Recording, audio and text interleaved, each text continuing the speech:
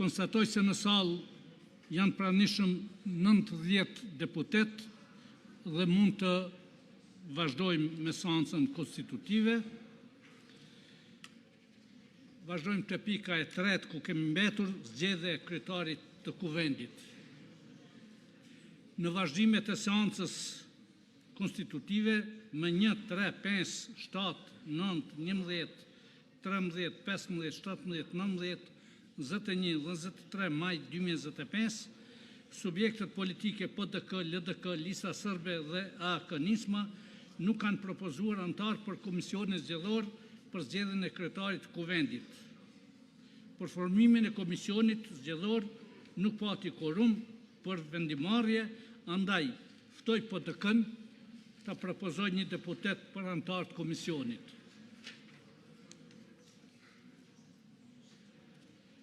Ftoj LDK-n ta propozoj një deputet për antar të komisionit. Ftoj Listën Sërbe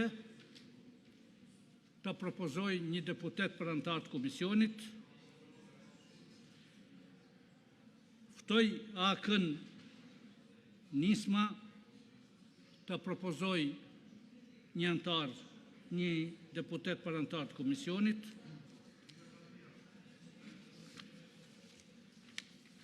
Me që nuk ka propozime, atëherë lus deputetët që me ngritje dore të deklarohen për komisionin zgjedhor për zgjedhjen e kryetarit të kuvendit. Kush është për?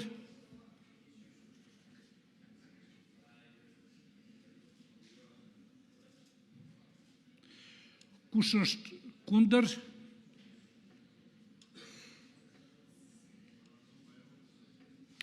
Kush abstenon?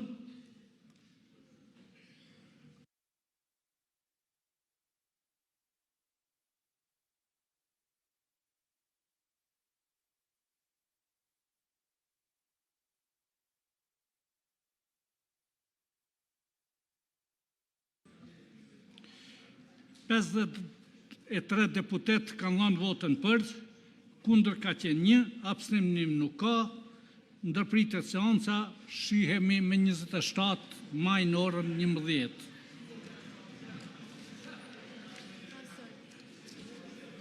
Si zakonisht.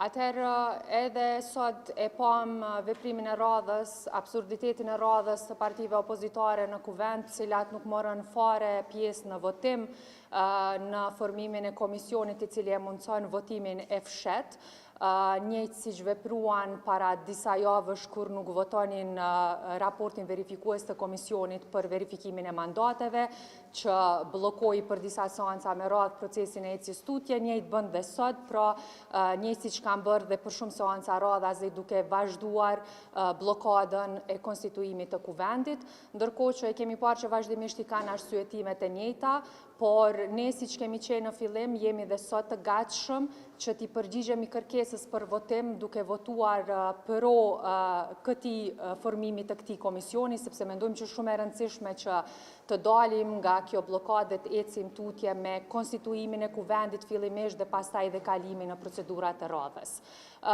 Kemi parë që s'ka pasur reflektim prej këtyre partive opozitare, pra cilat po vazhdojnë ta bajnë edhe më tutje qëndrimin e tyre të njëjtë sa i përket mos pjesëmarrjes në votim fare, meqense e dim që kjo madje nuk përkon fare as me atë çfarë thuhet edhe në aktvendimet e gjykatës kushtetuese, pra kur decidivisht kërkohet prej deputetit që në këtë proces konstituimi duhet të ketë qëndrim dhe marrje pjesë në votim, dhe janë pikërisht këta deputet të këtyre partive politike të cilët zgjedhin të mos marrin pjesë fare në votim dhe të kontribojnë edhe më tej në vazhdimin e kësaj bllokade që tashmë për javë është shkrijuar në kuvent.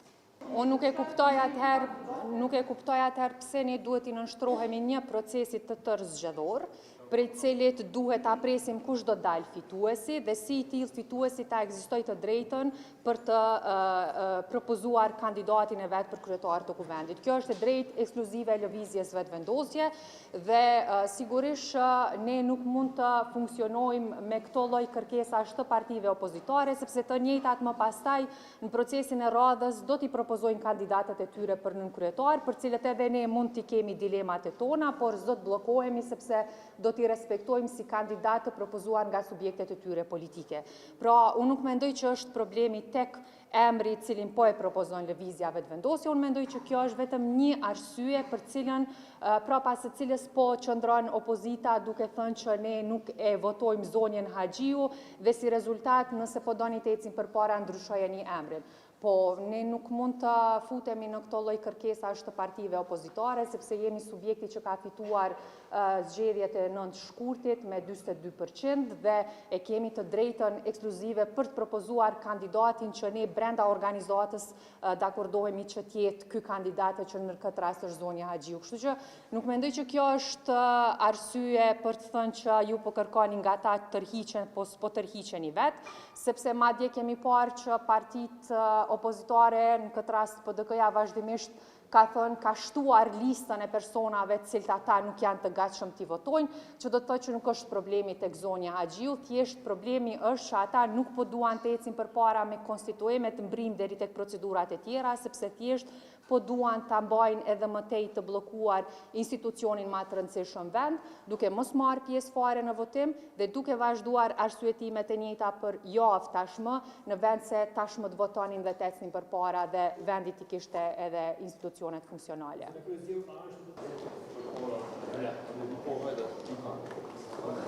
Fatkeqësisht asgjë të re për të thënë, Kosova dhe institucionet e saj vazhdojnë të mbesin peng i kryenetësisë së kryeministrit në detyrë deputetit Albin Kurti, edhe nga kjo konferencë këtu i bëjmë thirrje, i bëjmë ftesë që të reflektoj. Qytetarët e Kosovës nuk kanë votuar për blokadë. Qytetarët e Kosovës kanë votuar për të ndërtuar institucione të reja, të cilat do duhet të ballafaqoheshin me sfidat e qytetarëve tonë. Fatkeqësisht, asgjë nuk është duke ndodhur, i bëjmë edhe një herë apel që të reflektoj në mënyrë që të ecim tutje. Faleminderit shumë, kërkoj falje që s'po kemi lajme më të mira me ju dhënë.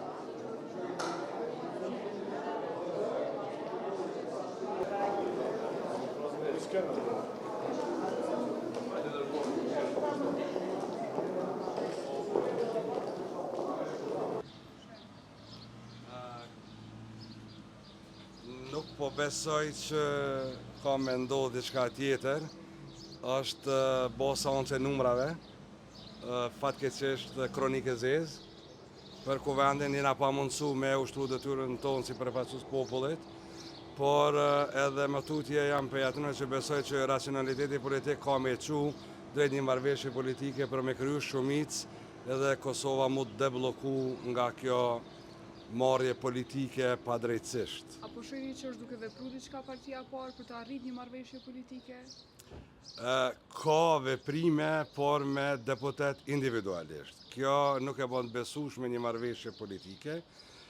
Tani është për mu legjitime që partia parë me provu që me i bind deputetet më bo pjesë e saj të përfshi transakcione, oferta dhe joshje politike, por nuk krijon stabilitet. Do të me kuptu partia parë që pa një marrëveshje politike pavarësisht me kënd nuk ka stabilitet edhe nuk ka debllokim të situatës. A kanë marrë oferta të tilla edhe deputetët e LDK-s, është thënë se janë kontaktuar 2 prej tyre, por nuk dihet nëse kanë marrë oferta të ngjashme. Për te i dyve, ma shumë janë kontaktu, po është çështje që ata i kanë zbardhë vetë, ata dhe ato i kanë zbardhë vetë këto takime që nuk kupton që LDK është unike, na veprojmë bashkë politikisht dhe jemi të interesuar me i dhënë oksigjen politik krejt kësaj situate, kështu që gjendja jonë, raporti jonë, statusi jonë edhe roli jonë politik është shumë i qartë. Ne jemi këtu, kemi bën një ofertë për një qeveri të kalimtare, urdhënoni diskutoni, nuk ka rrugë tjetër. Faleminderit ju.